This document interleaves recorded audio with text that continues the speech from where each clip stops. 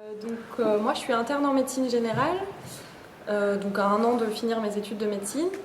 Et j'ai fait une première partie de mes études à Paris et puis là je suis à Grenoble.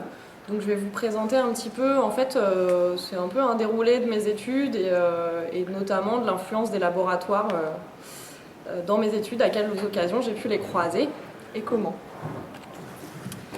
D'abord, je ne sais pas si vous savez, mais toutes les présentations faites par des professionnels de santé doivent normalement commencer par une déclaration de lien d'intérêt. En fait, c'est les professionnels de santé qui s'expriment en public et sur des produits de santé. Alors là, pour moi, c'est pas exactement le cas, mais bon, mais c'était un peu pour le dire. Et notamment, tous les médecins que vous entendez normalement à la radio et à la télévision ont maintenant l'obligation depuis 2011, donc la loi d'après le Mediator, de déclarer leur lien d'intérêt. Alors en fait, il y a une petite différence de signification entre lien et conflit d'intérêt. Et c'est important. En fait, les liens d'intérêt, c'est tous les liens qui vont pouvoir avoir et qui vont être susceptibles d'influencer leur discours. Et donc notamment les liens avec l'industrie pharmaceutique et avec les industries qui fabriquent des produits de santé. Et en fait, les conflits d'intérêts, c'est le public qui va être à même de juger si ces liens influent réellement sur ce discours, en fait. Donc là, si le public juge que les liens influent sur ce discours, il y aura conflit d'intérêts. Voilà, donc on dit qu'on déclare ces liens d'intérêt, puis qu'après c'est au public de juger. Donc voilà, bon, moi en fait je veux pas vraiment vous le faire, puisque en fait toute la présentation parle de ça, donc il n'y a pas forcément besoin. Alors déjà, les études de médecine, ça commence par une première année qui moi, quand je l'ai passée, s'appelait PCEM1, mais qui maintenant a été regroupée avec plein de professionnels, plein de professions de santé, donc qui s'appelle première année des études de santé. En fait, c'est une année de concours, c'est une année de sélection, on travaille tout le temps, on stresse beaucoup, voilà. En fait, à ce moment-là, donc c'est très sélectif, il y a 10% de reçus en médecine à peu près, ça dépend un peu des facs. Donc voilà, pour vous donner un petit peu l'ambiance. En fait, à cet endroit-là, il n'y a pas d'industrie pharmaceutique, en tout cas, j'en ai pas croisé, tout simplement parce que voilà, il y en a que 10% qui seront médecins. Enfin, c'est quand même pas hyper intéressant d'aller juste taper à cet endroit-là. Voilà. Mais il y a quand même plein d'autres choses très, très sympas, faut pas croire. Donc il y a de la concurrence entre étudiants, sous-tend un peu la course, et puis il y a aussi des prépas privés pour préparer le concours, il y a une vraie sélection par l'argent. Donc il y a plein d'autres choses, mais c'est pas trop l'objet de cette présentation. Et ce qu'il faut bien comprendre, c'est que les études de médecine globalement, mais bien la première année, en fait, ça crée vraiment un terrain propice pour l'influence des laboratoires. Parce que on nous apprend à être bien formaté, à bien répéter tout ce qu'on nous a appris, on nous apprend à être bien soumis à l'autorité, enfin voilà, tout un tas de choses qui vont faire qu'après, quand les industriels vont arriver, on va finalement assez peu résister. Alors, les deuxième et troisième années de médecine, donc une fois qu'on a eu le concours, là tout de suite, ça va mieux. Là, je parle des cours. En fait, moi, j'y suis quasiment pas allée en cours. En deuxième et troisième année de médecine, on a plein de temps pour faire autre chose. Même si ça, c'est un peu en train de changer, en fait. Mais voilà, c'est un peu le repos. Et en fait, donc dans les cours, en fait, du coup, le programme est assez libre. Et les profs en profitent, en fait, réellement. Moi, j'étais à Paris, en plus, donc avec vraiment beaucoup de profs très grassement payés par l'industrie pharmaceutique, qui font plein de recherches, qui font plein de trucs pour l'industrie, et qui nous font des cours aussi. Et en fait, du coup, voilà, ils nous font des cours sur les médicaments des industries, entre autres sur les médicaments des industries qui les payent, donc ça peut quand même poser des problèmes. Donc j'ai mis un petit exemple, en fait, la Dronée-Daron, je pense que vous n'en avez pas entendu parler, c'est vraiment un truc de spécialiste. C'est pour une maladie cardiaque qui s'appelle la fibrillation auriculaire. C'est un médicament qui, il y a 2-3 ans, on a eu un espoir, on s'est dit tiens, ça va être chouette comme médicament, peut-être ça va bien marcher et tout. Et puis finalement, au bout d'1 ou 2 ans, les autorités de santé ont décidé de le retirer parce que décidément ça ne marchait pas, ça avait plein d'effets indésirables et tout ça. Et moi, je me souviens très bien quand j'étais en deuxième année de médecine d'un cours par un prof où j'ai après vérifié qu'il était effectivement payé par le laboratoire qui faisait ce médicament, et où il nous a fait un tableau mais vraiment idyllique de ce médicament, que c'était l'avenir, que c'était vraiment ça qu'il allait falloir prescrire, que ça allait remplacer tous les autres, enfin voilà. Donc pour vous illustrer un petit peu, c'est un peu l'extrême, tous les cours sont pas comme ça quand même, mais voilà, ça peut quand même ressembler à ça. Alors dans les deuxième et troisième années de médecine, il y a surtout le reste, donc les associations, les soirées, les week-ends d'intégration, toutes les joies des études de médecine. Et en fait, ce qu'il faut savoir, là je vous ai fait un copier-coller du site de l'Association nationale des étudiants en médecine de France, de son côté partenaire privé. Et ça, c'est une copie qui date de 5 ou 6 ans, parce qu'en fait, depuis, la loi a changé. Mais donc, il y a 5 ou 6 ans, on peut voir que l'association qui représente tous les étudiants en médecine de France, elle avait comme partenaire des laboratoires, donc Sanofi, Boiron, 3M, c'est un labo aussi, et puis des éditeurs, et puis des assurances et tout ça, bon voilà, mais des laboratoires. Et bon, maintenant, c'est interdit, je vous en parlerai plus tard un peu sur les évolutions. Et donc en fait, toutes les assos étudiantes sont globalement plus ou moins financées par nos laboratoires. Du coup, aussi les soirées, enfin toutes ces assos organisent les soirées, les week-ends d'intégration. Donc sur tout ça, sur les affiches, il y a des logos de laboratoires. Alors, plus maintenant, mais quand j'y étais, c'était le cas. Donc ensuite, l'externat. Donc là, on recommence un peu à travailler, 4e, 5e, 6e année. On a un emploi du temps qui est globalement divisé en deux. Le matin en stage à l'hôpital, l'après-midi à travailler, donc soit en cours, soit à la bibliothèque sur des bouquins. Voilà. Et alors là, vraiment, c'est là où moi j'ai vraiment découvert réellement les laboratoires pharmaceutiques, quoi. Donc là, on les croise beaucoup, beaucoup plus souvent tout de suite. Donc déjà, à l'hôpital, quand même, il y en a vraiment beaucoup. Quand on est externe, là, dans les hôpitaux, on va croiser plein de visiteurs médicaux. Alors au début, on ne sait pas qui c'est. Et puis après quand même on se rend compte que c'est des gens qui sont là en général pas pour nous parler à nous, hein, c'est plutôt pour parler aux internes, aux médecins et tout ça, mais qui vont en profiter pour en général nous donner des petits cadeaux. Alors ça peut aller du stylo jusque c'est arrivé qu'on offre à de mes collègues un stéthoscope, donc ça vaut 100 € quand même à peu près. Voilà. Ils nous offrent assez souvent les croissants le matin, le petit déjeuner, tout ça, donc voilà. Et alors il y a même des choses organisées carrément par les services hospitaliers, puisque en fait souvent les services organisent des présentations de laboratoire pour présenter des nouveaux médicaments. Et à ça en fait c'est bien qu'il y ait du monde, quoi. Comme ça le visiteur médical il est content. Le représentant du laboratoire. Du coup, le chef de service, en fait, pousse pour qu'il y ait du monde. Donc, va inciter tous les externes à aller à cette présentation-là. Donc, les externes, en général, sont super contents parce qu'on mange super bien. Enfin, c'est des petits fours et tout, c'est vraiment super bon. Et puis, de toute façon, ils ne captent pas grand-chose à la présentation. Mais voilà, en fait, il n'y a pas de protection des étudiants par rapport à ça. Donc, voilà. Encore plus vicieux, c'est les staffs. Donc, c'est des réunions de service où là, en fait, du coup, on est carrément obligé d'y aller puisqu'on va parler des patients. Donc, c'est quand même apprendre notre métier. C'est là où la vie du service se passe, hein, quand même. Donc voilà, c'est très important. Et là où le déjeuner va être offert par un laboratoire. Donc ça arrive aussi assez souvent. Et puis, les pots de fin de stage, quand on finit notre stage, on fait un petit pot avec tout le monde, payé par les laboratoires. Ça, quand même, c'est beaucoup plus rare parce que les laboratoires ont une situation financière qui se dégrade quand même, donc c'est quand même les premières choses sur lesquelles ils vont rogner.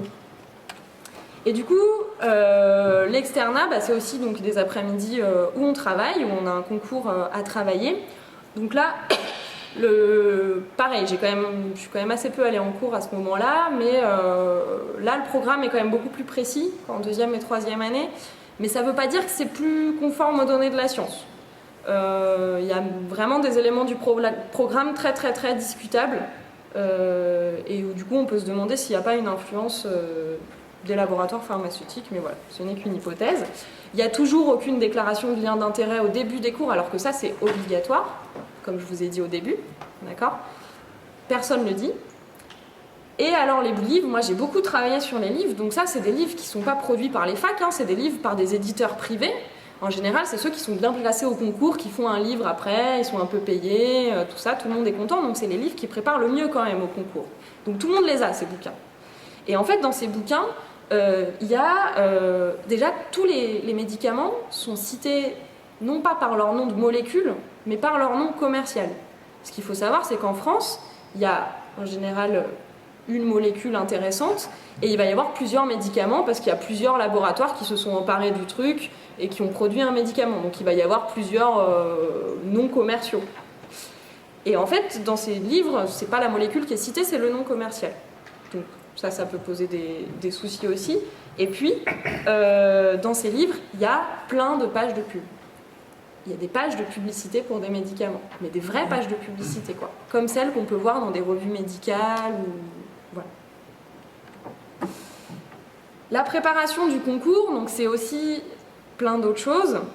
Ce qu'il faut, un petit mot avant quand même, c'est un concours très sélectif aussi. En fait, le classement va déterminer notre choix de ville et notre choix de spécialité, donc c'est hyper important, quoi, pour les étudiants. Et en fait, les conditions sont un peu réunies pour qu'il y ait une influence des laboratoires, des industriels, des industries pharmaceutiques, puisqu'on combine un concours très sélectif avec une préparation de la fac qui est quand même globalement très nulle. Et donc ça laisse la place à des cours privés, payés par les laboratoires, donc des préparations privées au concours, c'est vraiment ça, qui sont d'une super qualité en plus, enfin, réellement ça prépare super bien au concours. Voilà. Et puis des concours blancs nationaux, alors ça je peux même le citer parce que c'est super connu, c'est les concours blancs organisés par Sanofi Aventis. Donc il y a 2 concours blancs nationaux, hyper représentatifs parce qu'ils rassemblent entre 5000 et 6000 étudiants, alors que les promos c'est à peu près 8000, donc ça donne vraiment une idée quoi, du classement et tout ça. Et voilà. Bon, maintenant la loi a changé, je vais vous en parler aussi juste après, ils peuvent plus financer directement ces 2 trucs-là, prépa privée et concours blanc. Ils s'arrangent quand même. Ils font des associations et ils financent indirectement. Mais voilà, ça s'appelle plus concours blanc Sanofi Aventis. Alors que moi, quand je l'ai fait, ça s'appelait comme ça. Alors, l'internat, ensuite. Donc, l'hôpital, je ne vais pas répéter, c'est à peu près pareil, sauf que là, on est interne, donc on a une responsabilité de prescription. Donc là, tout de suite, on est encore plus intéressant pour les laboratoires. Et du coup... voilà, c'est mieux quoi. Il y a plus de choses, il y a plus de cadeaux, il y a plus de croissants, il y a plus de tout ce que vous voulez. Ça peut être un peu plus embêtant, c'est que contrairement à quand on était externe, quand on est interne, les visiteurs viennent nous voir réellement pour discuter, pour faire un peu la promotion de leurs médicaments. Et puis moi, quand je suis arrivée interne, je suis arrivée à Grenoble, et là j'ai été quand même agréablement surprise parce que le département de médecine générale de Grenoble, c'est-à-dire ceux qui nous font les cours, eux, ils ont une politique où ils déclarent leur lien d'intérêt au début des cours. Première fois de toutes mes études.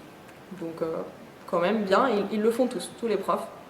Donc, voilà. Et globalement, on sent que c'est une préoccupation, en fait. Même si c'est à tempérer un peu, parce que vous verrez après. J'ai essayé d'en discuter avec eux, et voilà. L'internat, en fait, ce qui change aussi, c'est qu'on a des... Enfin, moi, je suis en médecine générale, donc j'ai des stages chez le médecin généraliste. Et alors chez le médecin généraliste, je vous ai mis une petite photo, mais il y a des visiteurs médicaux, mais là c'est pas comme à l'hôpital, c'est-à-dire on peut pas s'enfuir, ils viennent dans le bureau directement, on est face à face, voilà. Alors en plus c'est pas des visiteurs médicaux, c'est des visiteuses médicales, puisque là j'ai revu les stats fin 2012, il y en a 73% de femmes dans la profession de visiteur médical. C'est pas un hasard, hein. Enfin, les médecins, c'est en train de changer, mais les médecins sont quand même globalement des hommes. Donc, voilà. Et notamment, c'est une petite anecdote, mais le laboratoire, ça aussi je peux le citer parce que c'est super connu, le laboratoire Servier est connu. Alors ça a changé parce que là Servier est dans une situation financière déplorable avec tout le Mediator et tout ça. Mais Servier était connu pour avoir des visiteuses médicales particulièrement jolies et particulièrement blondes et particulièrement bien foutues. Et ça, les médecins le savent tous. Enfin, vous interrogez des médecins de 50, 60 ans qui ont un peu vécu cette époque-là, c'était un moment. Voilà, ça c'est connu. À Servier, quand même, ils font les choses vraiment bien. Donc ça fait plaisir. Voilà. Alors ça, je l'ai vécu aussi. Enfin, moi, mes médecins chez qui j'étais en stage m'ont invité à une formation continue.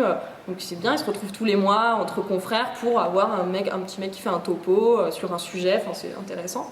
Et moi, j'y suis allée tranquillement. Et puis là, je me suis rendu compte qu'en fait, c'était une nana d'un labo qui organisait ça, dans le laboratoire pharmaceutique. Et puis qu'ils offraient le dîner au restaurant après. Donc voilà, en fait, ça se passe tout le temps comme ça, quasiment. Et puis, visiteurs médicaux aussi vont inviter le médecin et plusieurs confrères à des déjeuners assez régulièrement. Donc ça, très souvent ils acceptent parce que c'est une occasion pour eux de se retrouver entre confrères. Ils n'ont pas trop l'occasion en fait de discuter. Ils n'ont pas vraiment d'autres occasions. Donc voilà. Et puis il y a vraiment des petits services, des liens d'amitié. En général, ils se connaissent depuis très longtemps en fait. Les visiteurs médicaux, ils viennent des fois depuis 20 ans, 30 ans voir le même médecin. Donc il y a une vraie relation d'amitié, quoi. On se demande les nouvelles de la femme, des enfants, tout ça. Il y a même, moi j'ai vu des petits services, c'est-à-dire une visiteuse qui disait écoute, je suis là, ce médicament-là, j'ai des chiffres un peu pas terribles, est-ce que tu pourrais me donner un petit coup de pouce, voilà. Et donc le médecin dit oui, pas de problème, quoi. Et voilà, c'est un peu ce type de relation qu'il peut y avoir. Il y a même des fois des franches relations de séduction. Un petit jeu comme ça, et ça plaît beaucoup aux médecins en fait. Le médecin se sent séduit, donc c'est aussi un peu tout ce mécanisme là qui joue de se sentir séduit et aimé, je pense. Voilà. Et puis les invitations en congrès financés par l'industrie, bon, ça c'est un peu un classique. C'est déjà, la plupart des congrès médicaux sont financés par des laboratoires pharmaceutiques, mais en plus souvent les laboratoires proposent de payer le trajet, de payer l'hôtel 4 étoiles, enfin voilà. Alors les évolutions quand même, parce qu'il y a des choses qui changent. Ce qu'il faut savoir, c'est que quand même dans la loi, depuis très longtemps, depuis 15 ans, il y a une interdiction théorique des avantages en nature et en espèces. Cette interdiction est théorique et même dans la loi, c'est très tempéré. C'est-à-dire qu'en pratique, il y a une tolérance pour plein de choses, pour les subventions de recherche, pour tout ce qui se fait dans le cadre de contrats, pour tous les petits cadeaux, pour tout ce qui se fait dans le cadre des congrès, les invitations et tout ça. Donc en fait, en pratique, il n'y a pas beaucoup de choses qui sont interdites réellement, mais la loi dit ça. Et bon, après, avec l'affaire du médiateur et tout, il y a une nouvelle loi, c'est la loi Bertrand, donc 29 décembre 2011, une loi sur le médicament. Et là, en fait, c'est intéressant quand même, parce que cette interdiction des avantages en nature et en espèces, elle a été élargie aux étudiants de toutes, j'ai mis en médecine, mais en fait, c'est de toutes les professions de santé, et leurs associations représentatives. Et donc c'est ce que je vous disais sur les associations et sur les concours blancs et les préparations privées, c'est qu'en fait maintenant tout ça c'est interdit. Donc alors des fois ils contournent, je vous ai dit, ils financent indirectement, ils font des associations, mais voilà, maintenant la loi l'interdit. Il y a plein d'autres choses dans cette loi, des belles déclarations voilà, sur l'indépendance de la formation continue, sur l'indépendance de l'expertise, c'est-à-dire des gens qui vont regarder un peu les études avant d'autoriser les médicaments, donc que ces gens-là soient indépendants, c'est pas plus bête. Et puis la transparence sur les liens d'intérêt, donc c'est redit, et puis sur le fait de devoir déclarer ces liens d'intérêt, que tous les médecins en fait doivent déclarer leurs liens d'intérêt. Sauf qu'en fait, les décrets d'application de cette loi, ils viennent de paraître, et que dans les décrets d'application, c'est en fait beaucoup plus compliqué que ça. Puisqu'en fait, notamment sur la transparence des liens d'intérêt, toutes les déclarations de liens d'intérêt vont être dispersées sur plein de sites internet différents, donc ça va être absolument illisible. Il n'y aura pas un seul site public pour publier tout ça. C'est tous les cadeaux de plus de 10 € qui vont devoir être déclarés, mais tout ce qui est moins de 10 € ça ne va pas devoir être déclaré. Tout ce qui est dans le cadre de financement de recherche ou de contrat n'est pas obligatoire d'être déclaré. Donc en fait, ils ont trouvé quand même un moyen pour faire en sorte de rendre la transparence quasi fausse, vraiment c'est affiché dans la loi, mais en pratique la transparence, si on peut pas y accéder, si on peut pas accéder aux données, ça sert pas à grand chose. Voilà. Alors que faire si on n'est pas d'accord ? Parce que moi, j'ai eu un parcours, je me suis investie dans différentes associations, puis assez vite, j'ai fait un peu mon éducation politique, entre guillemets, et du coup, j'étais pas d'accord avec ça, j'étais en contradiction. Alors déjà, en parler, donc moi j'ai beaucoup fait ça quand même, essayer d'en parler aux étudiants, essayer d'en parler aux médecins, aux chefs de service, tout ça, un peu à tout le monde, aux profs, voilà. Alors ça, c'est un peu des citations un peu classiques, hein, mais voilà, globalement, les étudiants, alors tout le monde le fait, je vois pas pourquoi je ferais autrement. La soumission à l'autorité, alors ça c'est très courant, c'est le chef de service qui valide mon stage, je peux pas désobéir, enfin c'est pas possible quoi, c'est impossible. Et puis, ça, c'est un argument qu'on retrouve chez les médecins. Moi, je mange les croissants, mais de toute façon, moi, ça me touche pas du tout, j'écoute rien à ce qu'ils disent, ça m'influence pas. Voilà. Les médecins, donc il y en a beaucoup qui m'ont dit il faut pas être aussi manichéen. Et puis c'est vrai que les laboratoires, de toute façon, sans laboratoire, qu'est-ce qu'on ferait en tant que médecin? C'est les laboratoires qui font les médicaments qu'on prescrit. Donc, qu'est-ce qu'on peut faire? Voilà, il y a le classique, moi je me fais payer des déjeuners, mais moi ça m'influence pas parce que j'ai un esprit critique, parce que ma pratique elle est fondée sur autre chose, sur mon expérience, sur les données de la science, mais donc voilà, ça m'influence pas. Et puis, il y a ça, c'est vraiment assez fréquent qu'en fait personne ne voit le problème. C'est-à-dire en fait ça fait 30 ans, 40 ans que c'est comme ça. Donc pourquoi on changerait en fait? Voilà, les médecins généralistes notamment, ça fait 30 ans qu'ils reçoivent des visiteurs médicaux. Donc ils ne voient pas le problème, quoi. Réellement, pourquoi on changerait ça maintenant? Et pourtant, je vous ai pas mis la référence, c'est dommage, je l'avais changé. Mais... en fait, il y a un article de la revue Prescrire je la mettrai dans le PowerPoint que j'enverrai, qui rassemble beaucoup de bibliographies sur l'influence des petits cadeaux sur les prescriptions. Et en fait, il y a une influence réelle des petits cadeaux sur les prescriptions. Ils ont fait une étude sur les médecins en regardant ceux qui sont soumis à la visite médicale, ceux qui ne sont pas soumis à la visite médicale, voilà, sur plein de choses. Il y a énormément de bibliographies là-dessus.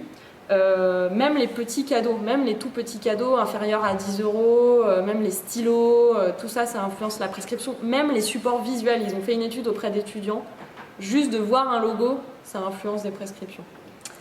Il y a plein de mécanismes, alors les sociologues s'en sont donnés à cœur joie, voilà, don et contre-don, le fait de mettre un pied dans la porte, c'est-à-dire un petit cadeau, va permettre ensuite de donner un plus gros cadeau, va permettre ensuite d'aller plus loin, voilà.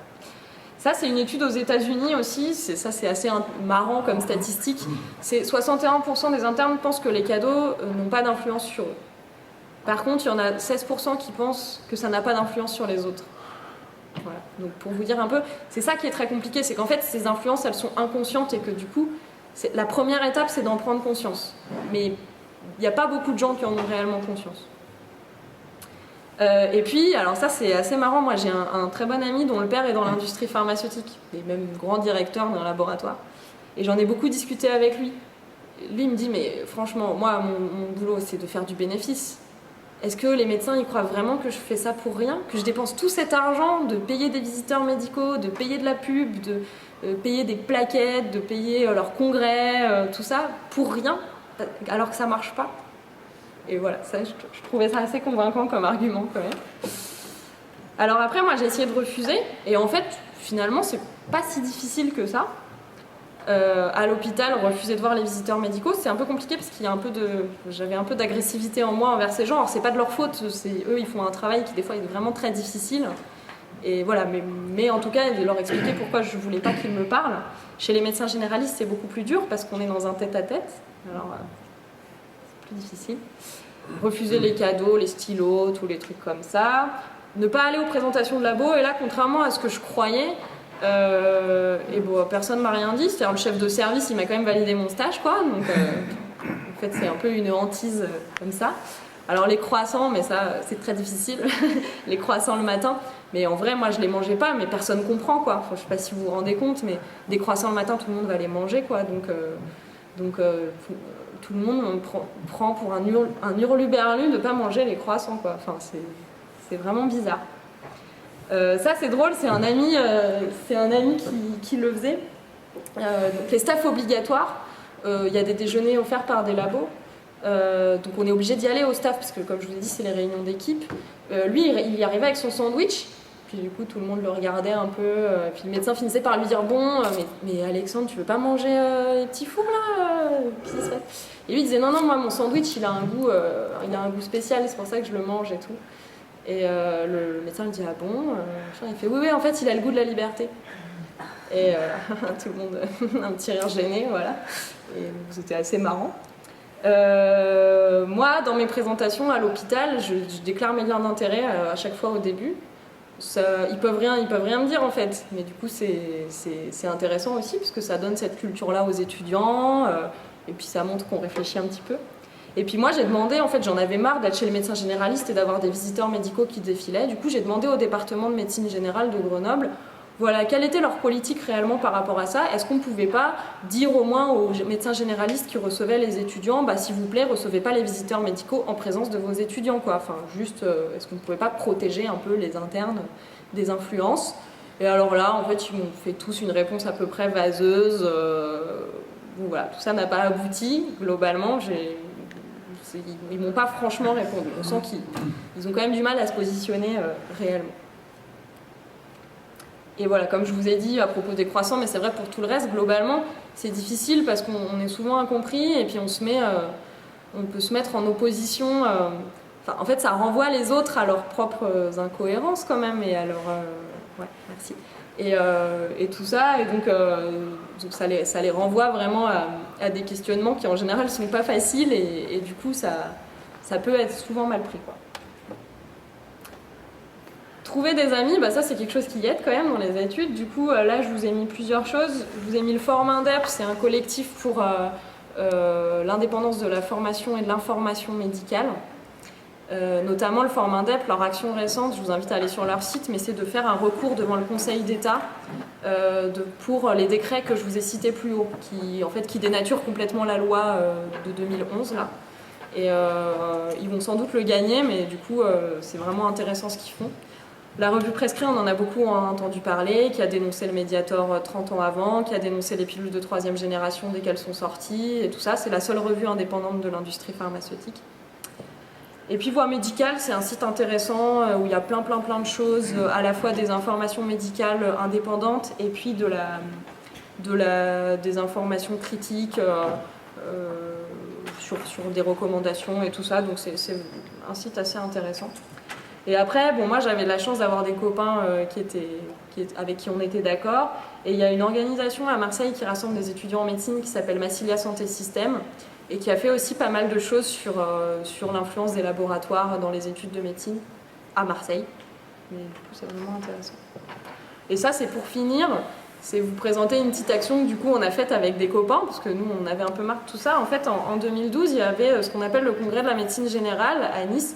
C'est une espèce d'énorme truc qui rassemble 2500 médecins au Nice Acropolis. Alors, je ne sais pas s'il y en a qui sont déjà allés à Nice, mais c'est vraiment le gros bâtiment super classe, voilà.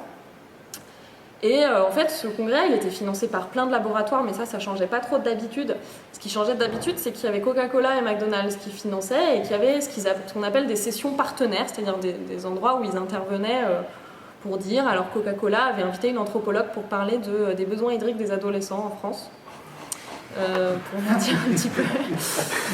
Donc voilà, nous on a fait une action directe devant ce congrès. Donc action directe rigolote, c'est-à-dire en clown, moi j'étais en visiteuse médicale, donc on a bien rigolé. Et on avait un peu ce genre de visuel, hein. Voilà, donc attention, conflit d'intérêt, prescription sous influence, voilà. On collait les autocollants sur les gens. Et c'était assez chouette, ça a très bien marché. Et cette année, ils ont plus mis Coca McDo, mais cette année, il y a Nestlé, je crois. Bon, voilà. Et ça, c'était une de nos affiches. Parce que du coup, on avait inventé un médicament, le Mediador. Donc voilà, et avec les laboratoires Serpillier, donc on avait un peu ça. C'est une vraie image de Servier, où est l'amour des humains, là est aussi l'amour du métier. Et en fait, on avait fait un tract un peu comme ça. Voilà, un peu qui concerne aussi d'autres sujets, mais aussi sur dire voilà, un médicament qui va enfin remettre les gens au travail, qui va nous éviter de prescrire des arrêts de travail. C'est vraiment super. Et puis on avait aussi, je ne l'ai pas mis, mais on avait aussi des représentants de Ricard et Monsanto qui voulaient financer le congrès de l'année d'après. Qui étaient super contents qu'il y ait Coca et McDo et qui disaient nous on veut financer le congrès de l'année d'après. Bon voilà, c'est des choses aussi qui font du bien mais qui font bouger un peu les choses mine de rien. Voilà, c'est fini. Merci.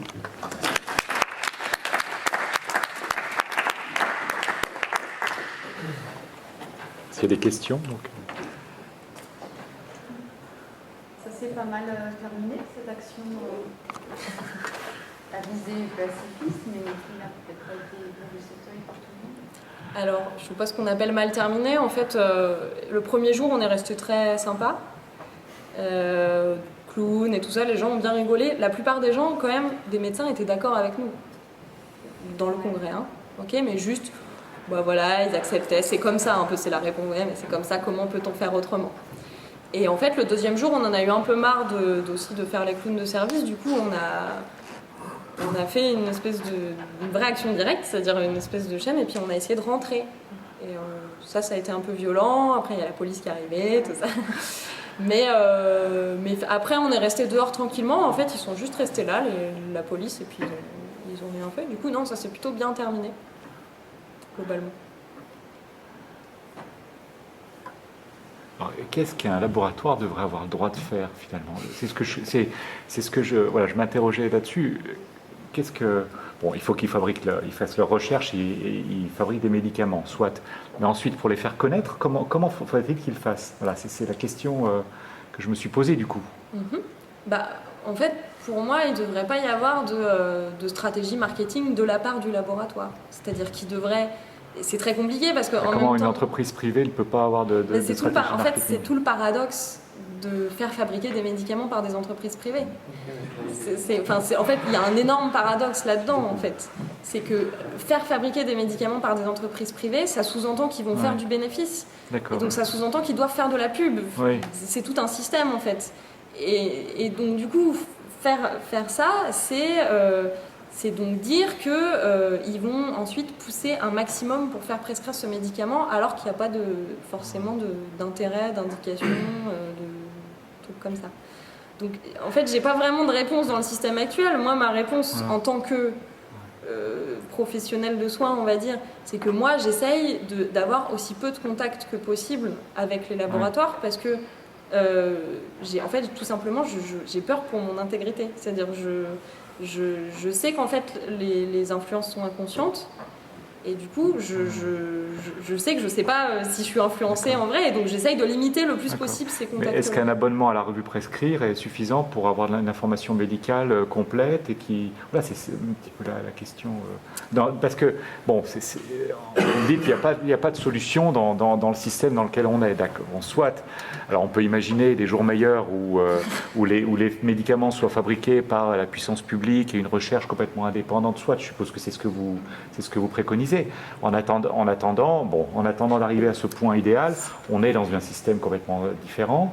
Donc voilà, finalement j'ai l'impression que votre exposé c'est un peu l'arbre qui cache la forêt, c'est-à-dire que vous présentez l'influence des industries pharmaceutiques, mais en fait c'est l'industrie pharmaceutique elle-même qui est complètement à reprendre dans votre discours. Vous ne serez jamais contente avant que ça soit une recherche publique finalement. Oui, après, il y a quand même des choses... Parce que, en fait, votre question, elle était placée du point de vue des laboratoires. C'est-à-dire, qu'est-ce qu'un laboratoire devrait avoir le droit de faire? Moi, je me place de l'autre côté, en fait. Pour les professionnels de soins, il y a plein de choses à faire, quand même. Effectivement, s'abonner à Prescrire, mais je pense que Prescrire, ça suffit pas, en fait. Parce que si on se dit, voilà, toutes les opinions sont partiales, Prescrire aussi, même si Prescrire a un très bon système de relecture et tout ça, de très, très collectif. Mais voilà, ça suffit pas, donc se renseigner par soi-même.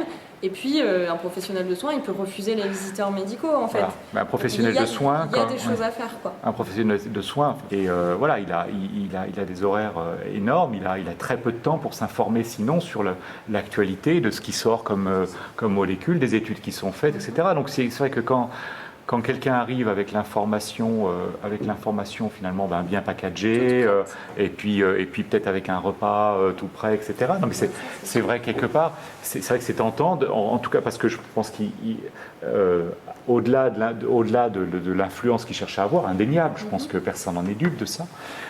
Ils apportent aussi de l'information aussi, je pense. Ils ont ainsi un rôle. C'est d'ailleurs pour ça que ça fait 30 ans et que ça marche bien. Enfin, les médecins, ils supporteraient pas qu'il y ait juste quelqu'un qui vienne faire de la promotion sauvage. Et donc qu'est-ce qu'il faut faire, enfin au-delà de prescrire, pour l'information médicale indépendante, quoi. Voilà, c'est ça un petit peu la question. Alors, il y a une idée qui est évoquée, mais avec laquelle moi je suis pas d'accord, c'est l'idée de faire des visiteurs médicaux publics. Comme en Suède. C'est comme ça existe en Suède. Après, c'est très compliqué en fait, parce que les visiteurs médicaux publics, ça veut dire qu'ils défendent les intérêts de qui? Ils défendent les intérêts de la caisse d'assurance maladie et ou de la haute autorité de santé, c'est-à-dire en gros des autorités sanitaires. Et ça, c'est compliqué parce que des fois, l'intérêt du patient qu'on a devant les yeux, c'est pas le même que celui de la caisse d'assurance maladie.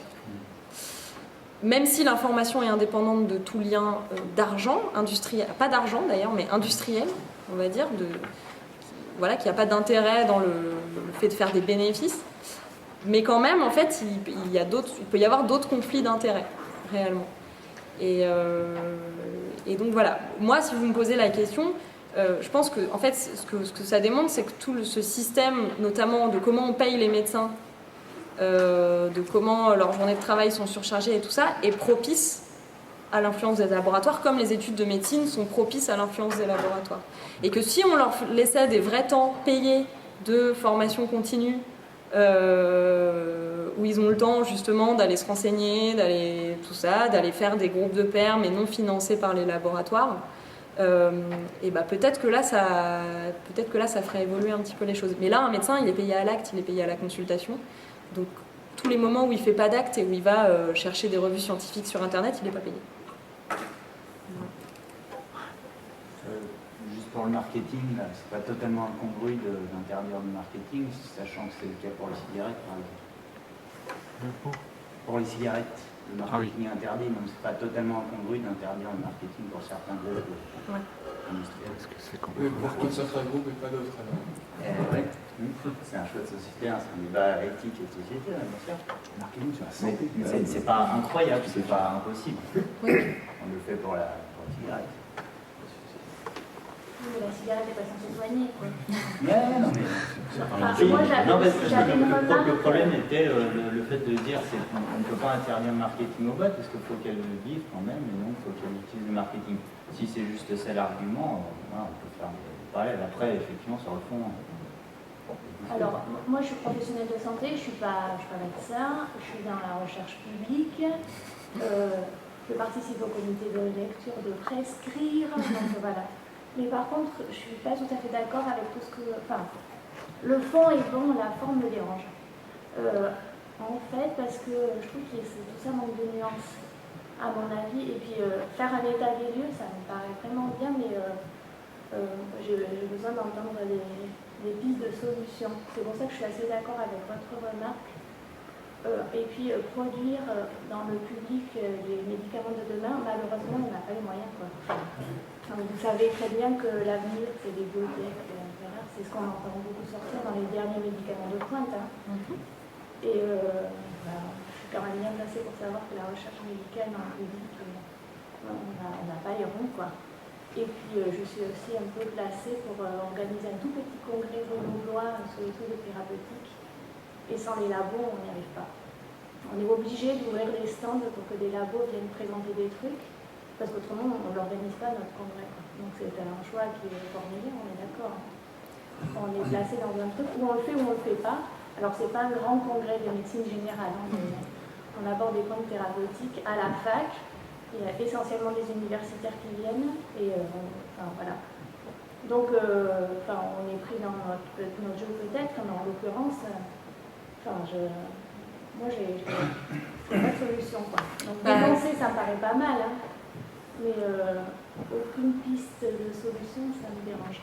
Je dis pas que c'est facile en fait. En fait, c'est aussi pour ça que j'ai pas mis vraiment de piste de solution. C'est parce qu'en fait, c'est extrêmement difficile. Enfin, je sais pas, je pense que ça montre bien aussi que on est un peu coincé, quoi. Enfin, c'est ce que vous dites. Il y a tout un système qui est propice à ça. Il y a toute une influence qui est extrêmement importante parce qu'en plus, j'ai pas parlé c'était pas le sujet, mais de toute l'influence des laboratoires sur tous les comités qui autorisent les médicaments, qui donnent les AMM, les autorisations de mise sur le marché. Et ça, là, il y a des vrais experts qui sont payés par des laboratoires. Voilà, donc il y a encore plein de choses. Mais c'est... Si. Et donc en fait, c'est vraiment... On est un peu coincé, je suis d'accord. Moi, ma posture, c'est de dire que c'est super compliqué et de dire que, en fait, moi, j'essaye tout le temps, quoi. C'est-à-dire, je dis pas que je suis parfaite, mais moi, j'essaye j'essaye tout le temps de ne pas participer aux trucs qui sont financés par les laboratoires. Sur les congrès, c'est compliqué, mais en fait, si on parle juste de congrès de formation médicale et pas de recherche, les congrès de formation médicale, il y a plein d'études de fait, on prouvait très peu de choses sur la formation des médecins. Ce qui est le plus efficace en termes de formation des médecins, c'est les groupes de pairs, en termes de formation continue. Et en fait, les congrès médicaux, il y a plein d'études qui montrent que ça a finalement, en termes de formation continue, assez peu d'impact. Du coup, moi, je suis même prête quasiment à remettre en question la légitimité de faire des congrès médicaux, quoi, s'ils doivent être financés par les laboratoires. C'est une interrogation, mais réellement, je pense que c'est une question qui se pose, quoi. Si on doit avoir forcément des congrès financés par des laboratoires, est-ce qu'il faut vraiment en faire ?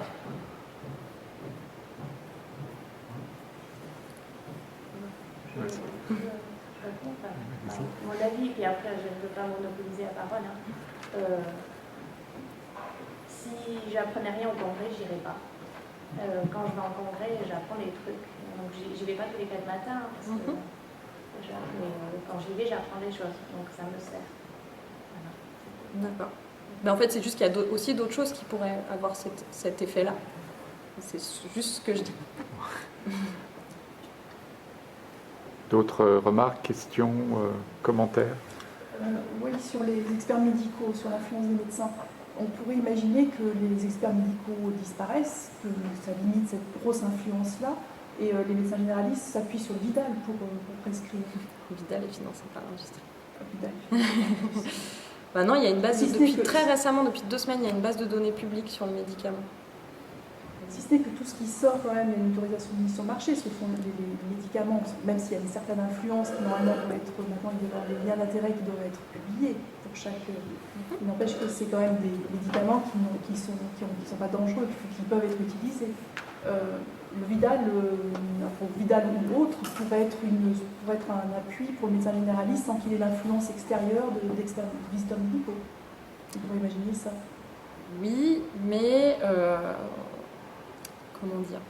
En fait, en pratique, ce qui est compliqué, c'est pas sur les bases de données de médicaments. Ce qui est compliqué, c'est qu'en fait, devant une situation donnée, on va avoir pas mal de choix de médicaments, de différents types commerciaux de médicaments, soit des molécules différentes, soit carrément la même molécule, mais avec juste des laboratoires différents qui la produisent et qui en font un médicament. D'accord ? Et du coup, qu'est-ce qui va déterminer ce choix, en fait ? C'est toute la question. Il va y avoir l'habitude du prescripteur, il va y avoir plein de choses, le patient, le souhait du patient et tout ça. Mais en fait, le Vidal n'aide pas à choisir. Le Vidal, c'est juste quand on a choisi le médicament, on va regarder dedans, alors ses effets indésirables, et puis comment il est, combien il faut en donner, et puis tout ça. Mais tout le problème, il se situe un peu en amont, je pense. Il se situe, du coup, quel médicament on choisit. Et très clairement, après une présentation d'un labo où pendant 3/4 d'heure, le nom du médicament est répété toutes les minutes, quoi. Quand on se retrouve, ce qu'il faut comprendre, c'est qu'aussi ça va très vite. C'est une consultation, ça dure pas longtemps, puisque les médecins sont payés à l'acte, blablabla. Et donc en fait, ça va très vite. Du coup, c'est quasiment du réflexe on va écrire le médicament assez directement. Et quand on a eu des présentations un peu comme ça, directement, qu'est-ce qui va venir dans la tête comme nom ? Les pharmacies maintenant remplacent un nom de marketing par la molécule générique, oui. Par le générique. Quand le générique existe, il faut que le brevet soit tombé, il faut que le générique existe. Donc ça prend 10 ans, 15 ans après la sortie du médicament. Mais oui. Alors en fait, elle propose la substitution. Si le patient refuse, il doit payer. C'est-à-dire il doit avancer les frais et puis les rembourser après, alors que normalement en pharmacie, il y a le tiers payant. Et puis, sauf si le médecin écrit la mention non substituable dessus. Mais c'est sûr que ça fait pas longtemps, mais c'est plutôt bien.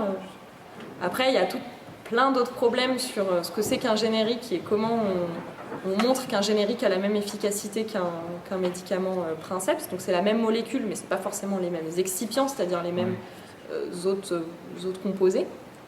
Et donc voilà, donc ça ouvre sur tout un autre pan de problèmes potentiels. Parce que suivant la présentation, ce dans quoi on met la molécule, il y a peut-être aussi des effets, des gens qui supportent mieux, je sais pas moi, de la poudre qu'une gélule, je sais pas, en fait, des choses comme alors, ça. En général, c'est la même forme galénique, ça s'appelle forme galénique. Oui, voilà, je sais pas. Et en général, c'est la même. Si c'était une gélule, le générique va être une gélule. D'accord. Okay, mais par contre, des fois, il peut y avoir des composés un peu annexes qui sont différents. Et après, c'est très compliqué parce que les études sur des grandes populations, elles montrent qu'il n'y a quasiment pas de différence entre les génériques et les médicaments princeps, sauf qu'en fait, les autorités s'accordent une marge de 20% d'efficacité. Ce qui est quand même pas mal, 20% d'efficacité. Et en pratique, mais ça, il y a plein de biais, en pratique, on voit des gens qui réagissent bien mieux aux médicaments commerciaux avec le médicament produit par laboratoire qu'au générique. Mais ça, il y a plein de biais potentiels, et notamment l'effet placebo. Les gens n'aiment pas trop qu'on leur mette des génériques, qu'on leur change leurs médicaments. Donc il y a plein de biais potentiels qui jouent, ça c'est sûr. Non, je voulais parler des génériques que justement on ne savait pas. C'est ce qui provoquait le refus de certains patients à prendre ces molécules-là plutôt que les molécules de laboratoire. Ce qui provoque le refus de certains patients, c'est pas de savoir qu'il y a 20% de moins d'efficacité. En général, ils ne le savent pas. C'est plutôt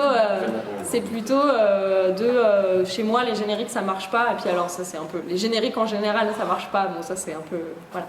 Mais c'est plutôt de dire... et là, il y a toute l'histoire de l'effet placebo qui joue. Et ça, c'est sûr.